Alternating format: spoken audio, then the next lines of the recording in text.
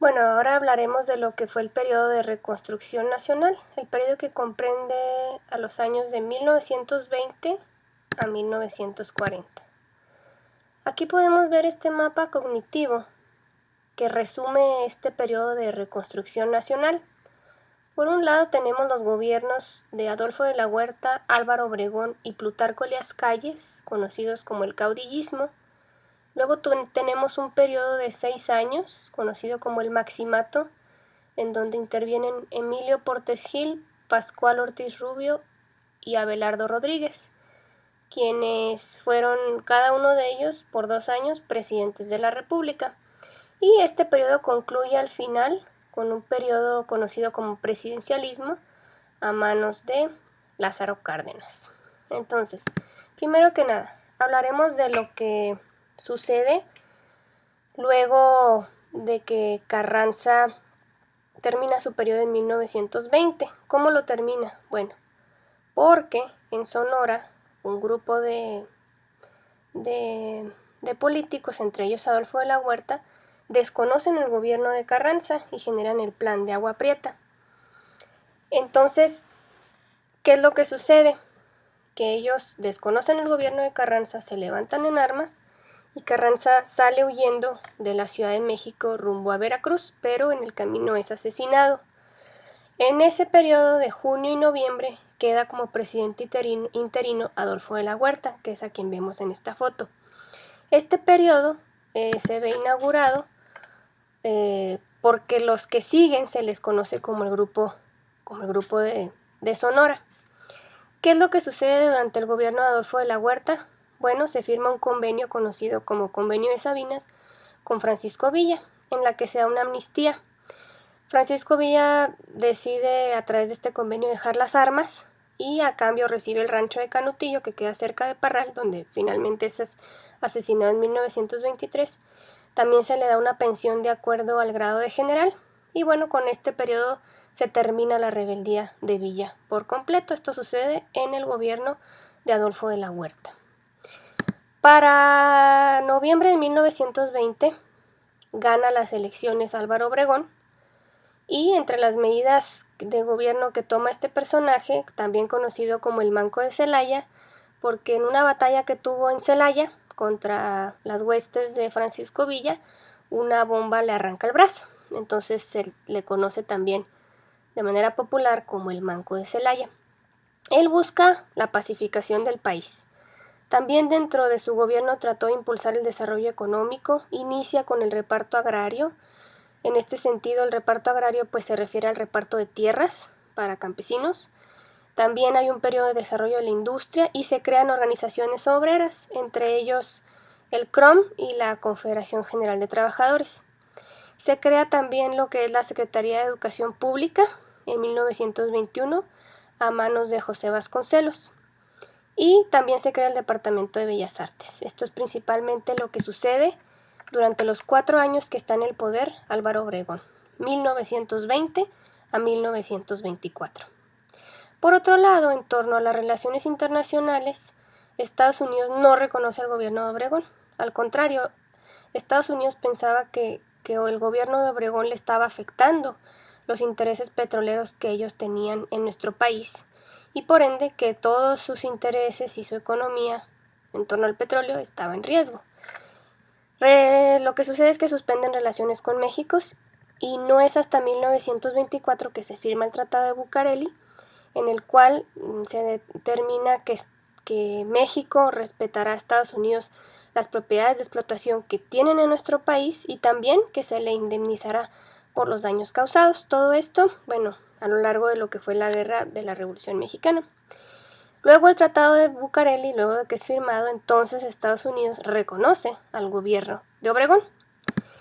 Para 1924 llega a la escena política un nuevo personaje, Plutarco Elías Calles. Él fungía como secretario de Gobernación dentro del gobierno de Obregón y dentro de las acciones más importantes, pues primero que nada crea el Banco de México, que aún existe hasta nuestros días.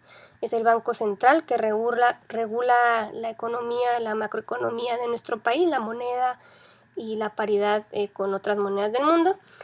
También impulsa lo que es la infraestructura y crea lo que es la Dirección General de Caminos, algo así como lo que ahora es la Secretaría de Transportes.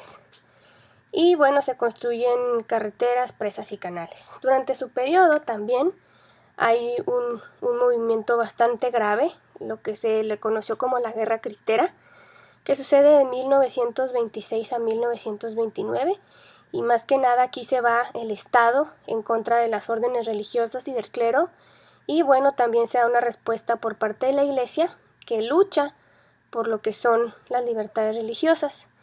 La llamada Ley Calles fue aquella que, bueno, lleva el apellido de este presidente, en donde se clausuran capillas, conventos, iglesias.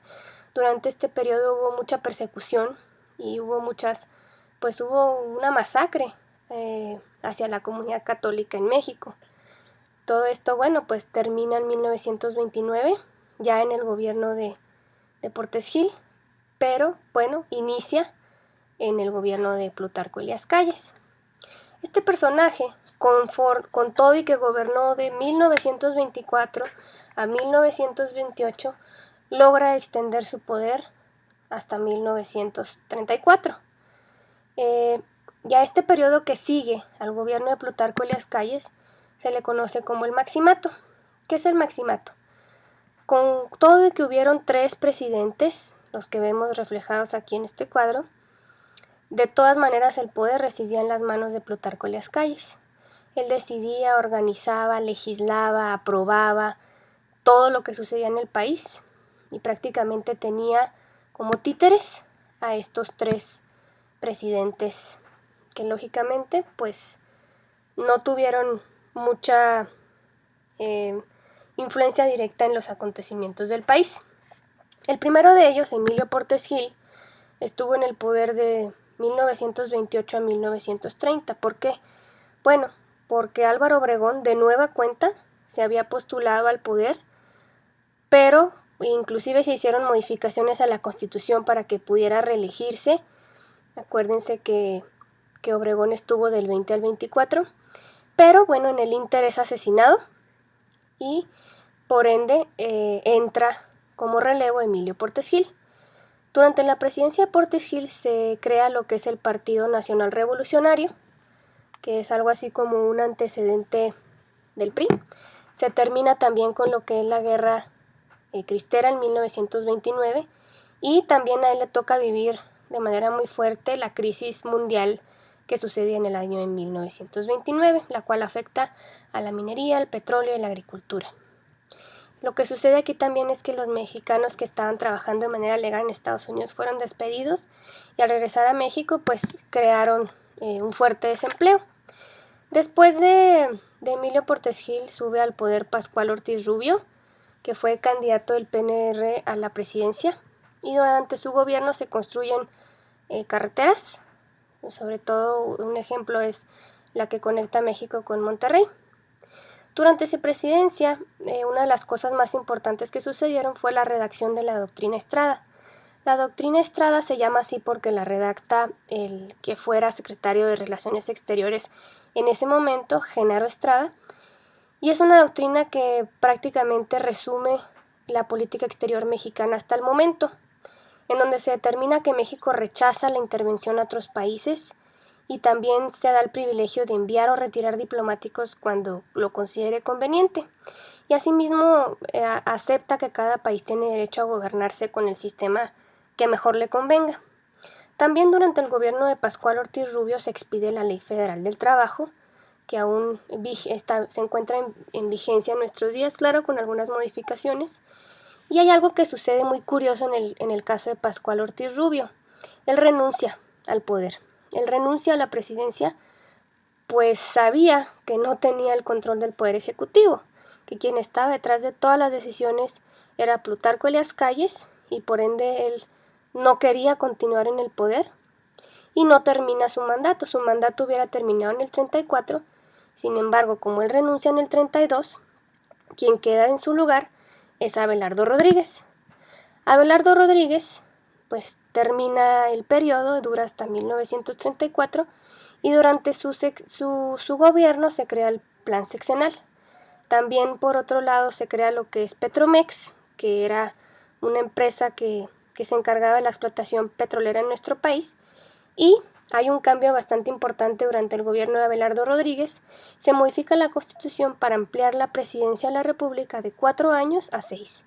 Podemos decir que hasta el momento, pues estos cambios no se han dado y permanecen desde el año de 1932. También en el gobierno de Abelardo Rodríguez se da lo que es la creación del salario mínimo. Después del maximato sigue un periodo importante en la historia que se le conoce como el presidencialismo.